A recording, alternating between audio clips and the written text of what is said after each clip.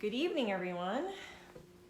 I'm Sonia Doing, and tonight I'm going to start reading Toy of the Gods, my novel, Toy of the Gods, which is a group of tourists are stranded in the Amazon by a recently awakened Inca god, and they have to get back to civilization on foot, past bandits hired to kill them, a banana plantation owner with a secret to keep, and drunken monkeys. So it's an adventure story, and there's a little bit of adult content. I'll kind of warn you on those nights where I'm going to be reading some of that. So I also want to apologize if I start getting a little teary-eyed. This was a story I really enjoyed writing, and so I get a little emotional when I read it. So I've got Kleenex at hand, and I've got my cup of coffee in my Death Star. All right, so let's get started. And each night, just FYI, I'm going to read for about 35 to 45 minutes. And if you guys have any questions for me, feel free to post them, and I'll get to them after the reading. And I think that's it. So, Toy of the Gods, Chapter 1, Viracocha. The sun was setting in the Peruvian jungle. Trees stood more than 200 feet tall and 40 feet wide, their limbs crowded with orchids and other opportunistic plants, fighting for sun and resources. On the ground, young trees struggled to reach the sun. Vines and dense ferns vied for space among the fallen leaves and branches. A flock of green macaws passed overhead as Son Castell stepped out of the jungle into a clearing. His brother, Miguel, emerged from behind him and wiped the sweat from his forehead on his long-sleeved shirt. "It looks like the Awa tribe has kept the area open," said Son, lowering his machete. Miguel nodded, pointing at the clearing with bright green grass, a towering pyramid, partly covered in the growth of the jungle, and remnants of smaller buildings. Behind the larger pyramid were smaller pyramids, choked with dirt and jungle. "They haven't touched the main pyramid, though," Miguel noted. "They only use the open space for their camps. They don't need to bother with the pyramid. It works out for us." The men set up their campsite near the ruins of the largest pyramid. It reminded Son of the first time he and his brother had found the location, long since abandoned and visited only once by outsiders. An impressive sight for tourists who would get to see it, if he and his brother agreed to bring them this deep into the rainforest. Miguel started the campfire, and Son cleaned the fish he had caught in the river. They didn't need to talk, something that Son appreciated about traveling in the Amazon with his brother. Although it was hot today, the light from the fire would be welcome, and the heat would help dry their clothes, wet from the extreme humidity. While the fire licked at the kindling, Son looked around. The place felt different. Son knew there were millions of animals and bugs in the jungle. He could hear them pinging and chirping at every moment. He could always spot something moving around him, but this was not the same. He could swear someone was watching them. His back tingled. "Miguel?" Son looked over at the main pyramid, a good 6 stories high. There was no opening, no door or window. The jungle around him was dark, as always, and getting darker. "Yes?" Miguel looked up from the fire. "Never mind," Son replied. "Maybe he's just spent too much time in the jungle." He handed over the fish to Miguel and started pitching the tents.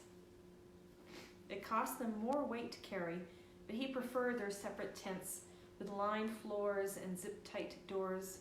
More than once in the early days of their exploring the Amazon, Son had been bitten in the night by ants, the incessant mosquitoes, once by a snake, and many times by a dizzying array of unknowns that had left welts. Bugs still got in somehow, but it was a lot less than before. They watched the sunshine disappear as they shoveled down their fish. Son wasn't looking forward to the trip back to the eco-resort. It would take a day to get back to the river, then several days in the canoe, having to get out and carry it when the river grew too shallow. However, they were about to be paid handsomely to bring tourists here in the high-tech toy of the gods, and they had to come out to ensure they could find it again. Sun set out the GPS and ensured it was working and connected. They hadn't used it to get here, but having backup information wouldn't hurt. In the distance, the flash of lightning accentuated that they were in the rainy season. It promised rain for the evening. Sun pointed his fork at Miguel. Now that we know we could find this place again, we'll need to leave first thing in the morning. It's going to take us days to get back with all the rain. Miguel nodded and raised his hand in the air. Okay, I know you're trying to tell me not to sleep in tomorrow. I get it. Glad you understand, Sun smiled. A clicking sound from the jungle made him jump. He scanned the darkness and the black outline of the pyramid. What's wrong? Miguel asked, his face flashing in the light from the fire. Sun laughed. Nothing, just spooked. Miguel shrugged and disappeared into his tent. Minutes later, Sun heard Miguel's soft snoring. It always amazed Sun how his brother could nod off so quickly. Sun went through his standard routine of cleaning up for dinner and getting things ready for the morning. He was down on his knees, moving his shirt closer to the fire to dry it out, when he realized that the sounds around him had stopped. He stood up from the campfire and surveyed the silent darkness. His brow furrowed, and he rested his hand on the machete strapped to his leg. His wife always told him he worried too much, but he knew the jungle teemed with life at all hours. At a minimum, the cicadas should be filling the valley with staccato croning. It was as if every wild animal and insect had disappeared from the area or been scared away. I must be crazy to think of bringing tourists here, he thought. Too many things could go wrong in the jungle, not the least of which was this eerie, unnatural silence. Even the breeze that stirred the trees had stopped. He moved to call out to Miguel, but realized he didn't want to call attention to himself if this was a tribe of unfriendly natives approaching. Although he had never known the jungle to go silent for that. He pulled the machete out of his scabbard and stepped out of the firelight. As soon as his eyes grew accustomed to the dark, he could make out the pyramid temple against the cloudless and moonless night sky. The fire crackled, and the smell of burning cloth reached him. Had he just seen a flash of red light? It was a pinpoint, perhaps the glint of the eye reflection of a jaguar approaching.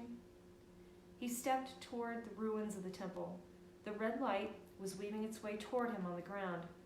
He could see it appear sporadically between the blades of thick grass. It coalesced into a glowing red boa constrictor, all 13 feet of it. Shit! It was coming at him fast. Sun slammed down his machete. He felt it hit the ground, but didn't hear the sound of it cutting through skin and bone. He leapt back, giving himself more space. He swung at it again, but the blade passed through it. He watched, open-mouthed, as the snake crawled through the solid machete, as if nothing were in its way. Too late, he tried to move back again. The creeping, ghostly boa was wrapping itself around his feet. He was surprised to feel its substantial weight encircling his legs. He fell to his knees and grabbed at it with both hands. As quickly as it had come, the boa disappeared. Sun looked around him warily, gulped deep breaths to calm his heart, and shook his head. There were no lights, red or otherwise. He found around his body for bite marks or other injuries. Other than his heart pounding and the sweat dripping off of him, he seemed to be okay. The sounds around him were reinserting themselves into the world. Close by, a grasshopper was beginning its violent act for a mate. He had seen a shaman levitate a small lizard that could spit poisonous tar 5 feet, and a giant, overly hairy caterpillar that could have doubled as a toupee. But this would have to be the strangest. Would his brother tell him he was crazy when he told him of the disappearing boa? He must be dreaming. If so, it seemed pretty damn real. He pushed himself up from the ground and reached for his machete, but instead brought his hand to his face.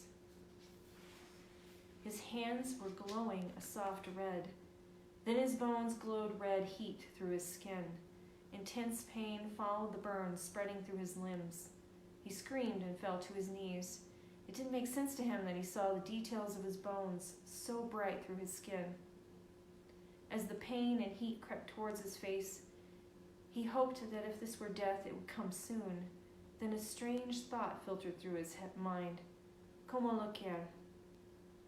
He chokingly whispered the words back in his own language. As you wish. Viracocha opened his eyes. The first time in more than 500 years that he'd seen out of the eyes of a mortal body. Another mortal, was bending over him. Son, are you okay? What happened? He was asking. Viracocha took a moment to absorb the memories from the man he inhabited. He considered killing the other, but if he was going to complete his new objective, he might need him.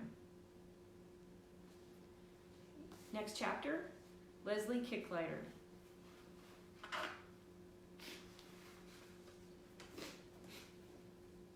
Leslie awoke to the sheet clinging to her with humidity, a din of animal noise coming from the jungle, and a smell of wet, warm earth. She didn't want to get up, but even at this early hour, it was too warm to stay in bed. She brushed aside the mosquito net. The room had looked more menacing when she arrived in the dark, with nothing but candlelight and lamps to show her the way. Now bathed in early morning sunlight, the room appeared a bit cheerier. She was surprised by the beautiful cherry-colored wood of the floors and walls. In the corner hung a bright orange hammock, and above her, the roof was a thick layer of palm fronds. She had heard and read that the eco-resort was beautiful, and that the rooms were built with an open veranda facing the thick jungle for privacy to give visitors a real sense of being in the tropical rainforest. The locals had put a lot of thought and funding into this place. It catered to adventurers and science enthusiasts who wanted to experience the jungle as close as possible. However, she was not a fan of there being only 3 walls. The opening looked out to the jungle and allowed all that noise to wash into the room. It had also given the room a cave-like appearance at night. Leslie stretched her jet-lagged muscles and swooped into a downward dog on the smooth floor. A gold-skinned grasshopper was ambling along near her. When she picked it up, it didn't try to escape, but let her set it outside her door. She didn't want to step on it accidentally. If she were home, she'd be going about her happiness-inducing morning trifecta. Basset hounds, checking social media, and setting off her coffee pot. The Basset hounds, Donald and Daisy, were staying at a friend's place in Albuquerque, probably sneaking onto her friend's couch when she wasn't looking. Leslie missed the troublemakers already. The internet wasn't available here in the Amazon basin, far removed from civilization, but at least she could do something about the coffee. And she really needed coffee. Between the creatures chirping and whirring and moving in the trees outside, there had been a lot of strange noises during the night. When she slept, her nightmares had haunted her. The memory of Carol's stricken face as the flashlight flickered and faded. Then, in the suffocating darkness, her friend's voice was slowly dwindling as her life left her. The sounds of the jungle and the unfortunate cave-like look of the room must have brought back the memories she had been avoiding. Leslie wasn't sure she was ready to face those memories yet, and certainly not right now. She dressed in lightweight khaki pants, a green tank top, and tennis shoes. While she deftly braided her long brown hair and pinned it up out of the way, she checked over everything she had crammed into her luggage. Her well-worn hiking boots, protective hiking pants and shirts, and wicking t-shirts next to fancy shoes, dresses, and her skimpy, silky PJs. At least material-wise, she was prepared for the trip. She pulled out her journal and packet of pens and set them on the bed, partly to remind herself that she was here to write and investigate, not just take in the scenery. But now, to take care of the reason she existed, coffee. She headed to the hotel's main building, connected to the bungalows by a series of wooden walkways. The walkways were suspended 2 feet above the muddy ground, and the wood was beaded with water from last night's rain. The walk to the main house made her think of a botanical center. Here the jungle had been partially held back. Where trees had been cut down, now grew dense grass, flowering bushes, and in her short walk she had already spied numerous and very different-looking mushrooms, all of which was surrounded by the dark, dense, and looming jungle of tall trees and small plants clinging to every available surface, even on the branches of the trees. Entering the resort's restaurant, Leslie passed into the only place with a generator to run the cool curtain of air conditioning. Instead of the steady sounds of the jungle, groups and couples were hovering and talking around tables. Latin music was playing softly through a tiny speaker in the corner. Not quite one would think of as a restaurant, she thought, more like a high school cafeteria, constructed of dark wood, big and open, with lines of long wooden tables and a small beverage bar in the center. A sign in English read, "Alcohol served at any time." Although, she figured that would have been a pretty amazing high school cafeteria. Leslie grabbed a cup and helped herself to coffee at the main table, then perused the handwritten menu. The place prided itself on fresh food and fresh ingredients. She could go for the American plate with steak and eggs, or for the healthy plate with yogurt, cereal, and fruit. It was an easy choice. "The American, please," she said when the server approached her. The woman then moved off to take the orders of a few others who had wandered in for breakfast. Leslie didn't recognize anyone in the room, so she took a seat at an empty table. The coffee smelled so good. She quickly gulped it down, dashed up, and got some more. Now she could slow down and savor it. She had an urge to pull out a cell phone and check her social media. How she could use some internet right now. Instead, she scanned the room for entertainment. 2 men were seated at the only small table, 2 Bloody Marys sitting in front of them. They appeared to be getting into an argument. The one facing Leslie, strangely but impeccably dressed in a dark gray suit, moved his arms in wide sweeps, and his handsome face was marred by his angry expression. Snippets of the conversation wafted to her like the occasional tantalizing scents of the restaurant's food. "It's a simple enough request, Alejandro. I don't see why you..." The man with his back to her had a wide neck and short graying hair. The light shade of gray formed a wave on the back of his head. He shook his head and stood up, shoving his chair back, and turned and stalked past Leslie. The man, still seated, ran his hand through his short blonde hair and then leaned back and lifted his Bloody Mary to his lips. Even from across the room, Leslie could see he had icy blue eyes that were now lasered in on her. A small shock passed through her, but she made a point to smile. He smiled back, and she was relieved to hear a familiar, raspy voice coming from behind her. "Leslie!" "Jessup!" She jumped up and gave the older man a hug. She couldn't help but look over his clothes, especially his garishly blue and orange shirt. "What's up with the jeans and the Hawaiian shirt? What happened to your leather pants and jacket?" He cleared his throat, his voice a product of his many years of smoking. "It's too damn hot for leather. For this vacation, I'm not the radio personality Jessup. I'm the mild-mannered version." She laughed.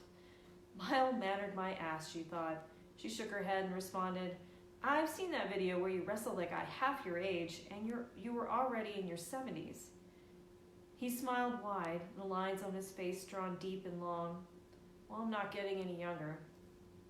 "Why don't you join me for breakfast?" Leslie offered, taking note that the blonde man was now standing at the bar just behind Jessup, his back to them. Getting another Bloody Mary, she thought, not a bad idea. Jessup sat down next to her but shook his head. "Thank you for the invite, but I only have a few minutes. I already ate breakfast and have to find out who else is here."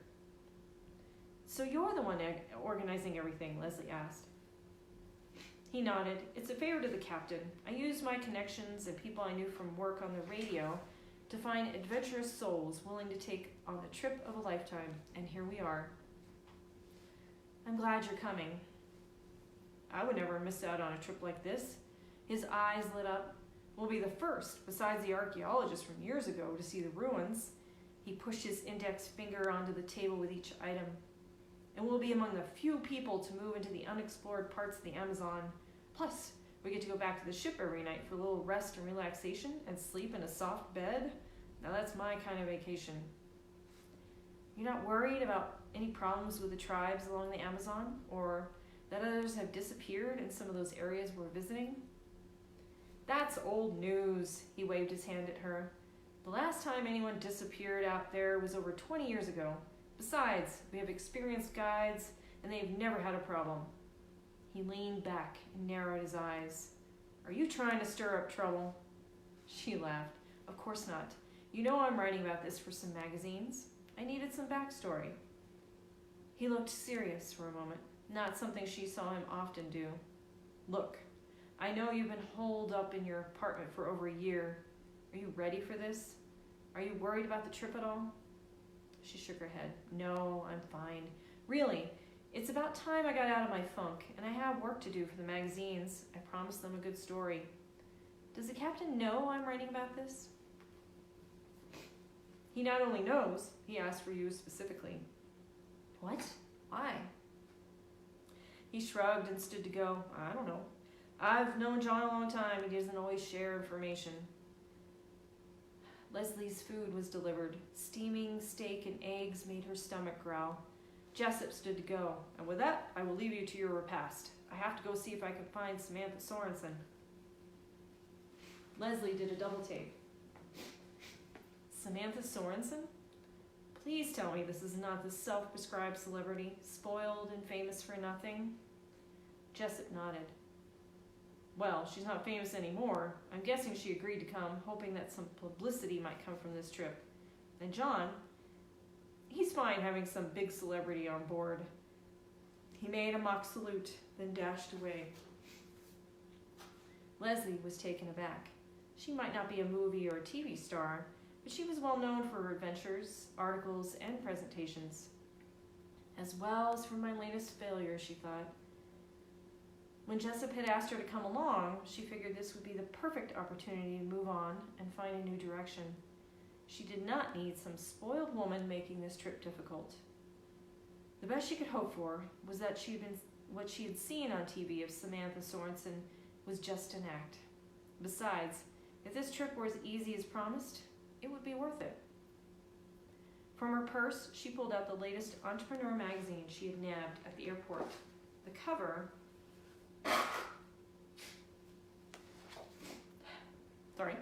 revealed a sun-drenched, brown-haired man dressed in workman's khakis and a black t-shirt.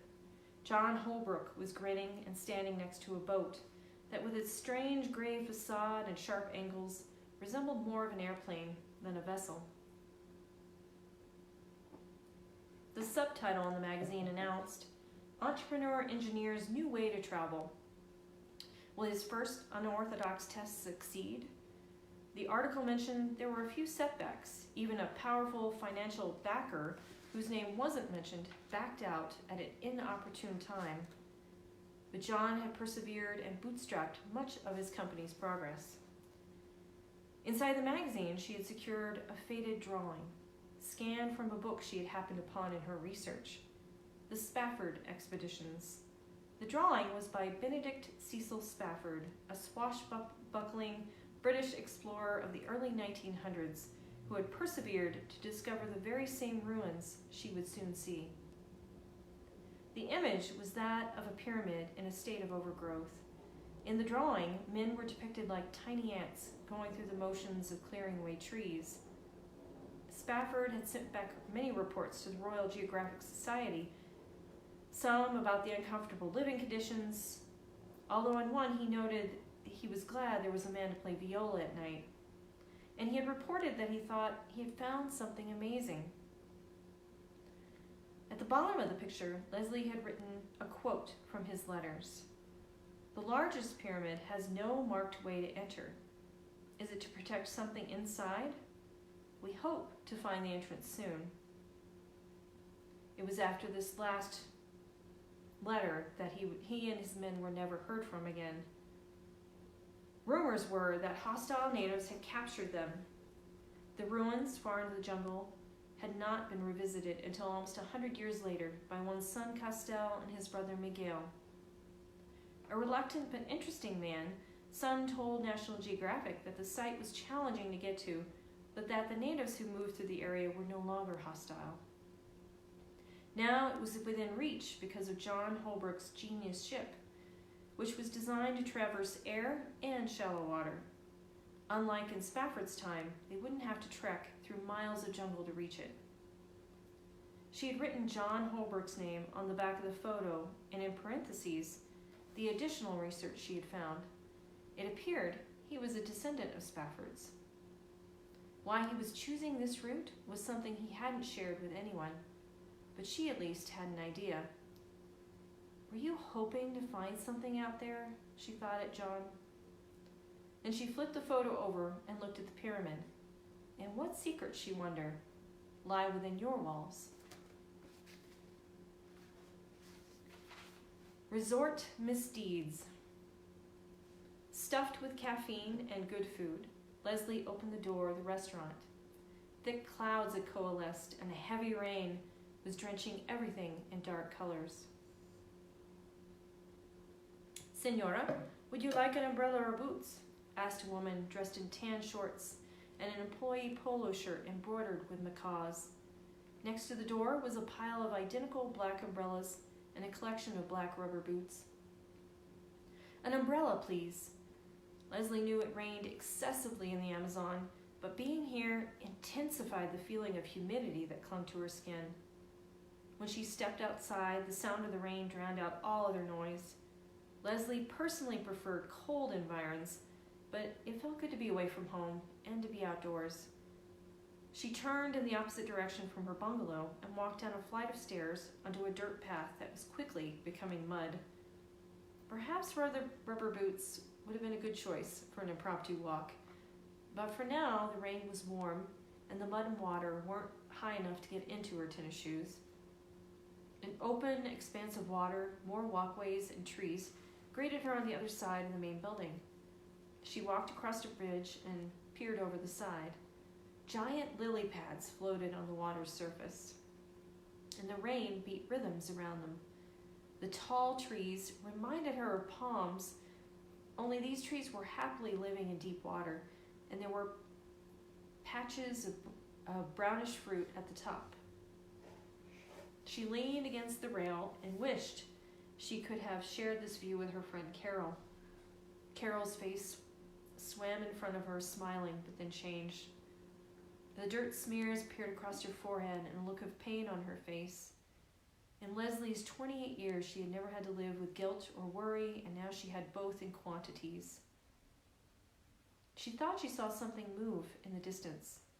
She wished she could see better through the torrent of rain, but she could swear there was a figure standing under one of the trees in at least a foot of water. There was a small human figure at the top of the tree as well, throwing something down to the person at the bottom. Then suddenly the person at the top fell. A child's scream followed. Leslie ran around the bridge and to the edge of the water. She remembered back bushwhacking through the Pecos wilderness in New Mexico and walking through a wide river without hesitation. Of course, she'd been wearing waterproof hiking boots then, and she had no idea what might be living in the Amazon waters. She turned from the water's edge and ran to another bridge closer to the action. She could make out a small group of children. They were helping up a girl who had fallen. Leslie was relieved to see she was moving and wiping the rain from her face. "Hola, ¿cómo está?" Leslie called, glad to use her meager Spanish. The children didn't even look over. They shyly walked away from her, except for the girl who had fallen from the tree, who took a second to wave at her and respond, "Bueno." Then they all disappeared into the jungle. Leslie waited to see if any reappeared, but they didn't. From behind her came a clipped male voice. "Everything okay here? I saw you running." "Everything's fine. I was curious to see what was going on over here. There were some kids in the trees." He nodded. His dark raincoat was marked with security. "They come here from town to strip the Moorish ponds bare of their fruit and fronds. Such a nuisance." "Yes, I'm so sure. It must be terrible that these children can get food for free." Leslie smiled back at the guard, who just looked at her. She nodded and walked away. Leslie stopped from a distance and watched the guards scanning the area, looking for movement. She was relieved to see the children were probably long gone. Walking toward her bungalow, Leslie paused to watch a small capybara forage in the open space next to the walkway. The rain was letting up a little bit now.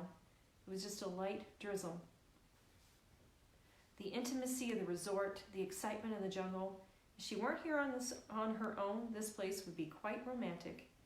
She almost wished Devin was here, but the relationship had been over for a while.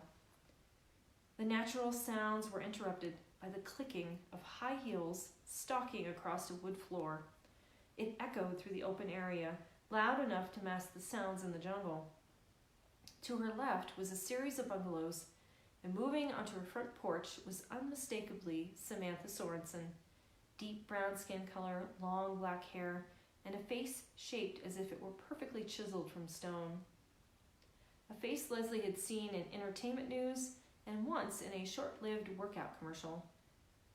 Along with a short red dress, Samantha was wearing high heels.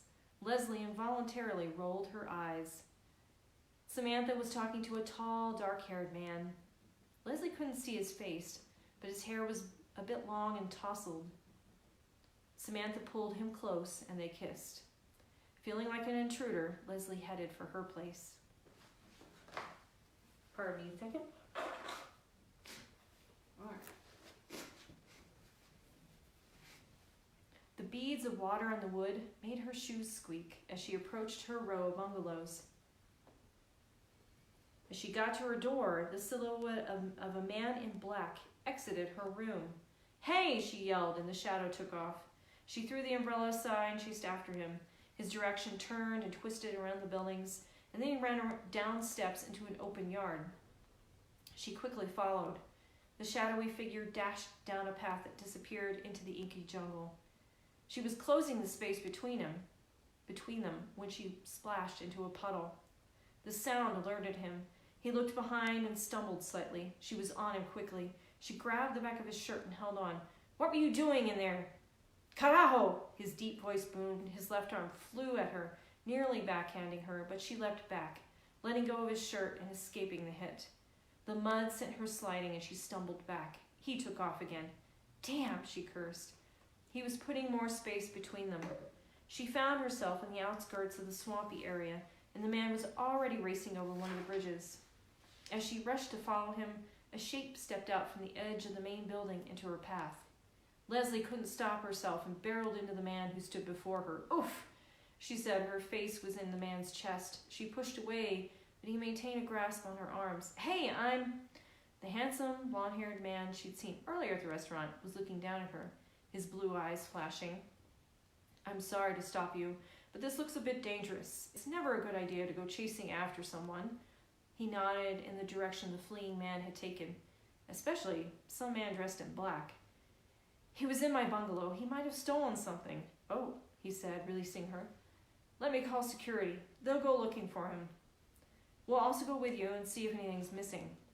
He stepped inside the building and pulled a walkie-talkie from a shelf. Stepping out of the rain, she realized she was drenched, and she realized with horror that the man's immaculate suit was now saturated with rain and various splotches of mud that had transferred from her. He seemed oblivious. While on the radio, he waved at a worker walking by. "Please, bring towels for Mrs." He looked at her quizzically. Leslie responded, "Miss Kicklighter." "Miss Kicklighter." His conversations were quick. He talked to security first, and then to the front desk to arrange a new bungalow. Someone handed her a towel, and Leslie gratefully wiped the dripping water from her hair and face. Her clothes were another matter. She decided there wasn't much she could do about her disheveled appearance and wrapped the towel around her shoulders. The same guard from earlier came running in, his face impassive as his eyes brushed over her. He handed the man an umbrella. The blonde man held it high above them as they walked along to her bungalow. "So you're the manager here?" she asked.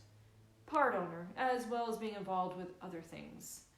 The rolling of his R's, which I can't do, made her realize he wasn't American. "Simon Leverance, at your service." "Leslie." He stopped and reached out to shake her hand. His grip was strong and solid. "It is an honor to meet you." They continued to catch up with the guard. I must tell you, it is unusual for any crime to happen here. The locals help run the resort. They need people to come here and enjoy themselves. Although, it's also unusual to meet a woman so brash as to chase after a possible burglar. Oh well, I've been known to do brash things. Of course, he stopped once again. Leslie Kicklighter. I thought I had heard the name before. I've seen you on some of the news shows from the States. You're an adventurer of sorts. Her heart skipped a beat at the worry that he might bring up her last trek. She just smiled and nodded, moving forward. In the bungalow, Leslie looked around. Everything looks like it's in the right place. She dug into her purse. The important things were there: her passport, her wallet with cash, and all her cards. Even her luggage appeared untouched. She double-checked that the few pieces of jewelry she brought were also in her bag. Perhaps you came back before you could take anything, asked the security guard. I guess, she said, scanning the room again. Simon nodded at the guard, and he headed out. A young boy appeared at the door. He's here to move your things into a new bungalow. It's a little closer to the main building, and the guard will keep a close eye out on your bungalow, Simon explained. He turned back to her as the boy took her bags and walked out. And Miss Kicklighter, call me Leslie, please. Leslie, I'd like to offer you a complimentary massage. We have a wonderful in-house masseuse. It's the least we could do to make sure you enjoy your stay. Yesterday had been a long day of travel, and her neck still ached from falling asleep in the airplane in a crooked position. The shuttle ride and then the hour-long boat ride had not helped her muscles either. That sounds like a wonderful idea. Excellent. I will let the front desk know, and you can take advantage of that whenever you want. He smiled and led the way out of the room. Once outside, he held the umbrella for her again. She involuntarily shivered. Would you like my coat? He offered. No, thank you. I'm not cold. It's just, someone walking over my grave. Ah, yes, the saying from the States. He nodded and led her to another bungalow. He turned and his blue eyes lit up from a strip of light from a nearby lantern. Leslie, I hope I'm not too forward, but I was wondering if you would be interested in having dinner with me tomorrow night. Yep, I still got it, she thought. I would love to, but I'm taking a week-long trip on the Toy of the Gods that starts tomorrow. Perhaps when I get back? I would like that. He took her hand and kissed it. A thrill ran through her arm. She waited until the bellboy had left. Then she caught a glimpse of herself in the mirror and stripped away the towel. Her tank top was sticking to her body. Her hair was straggled and soaked.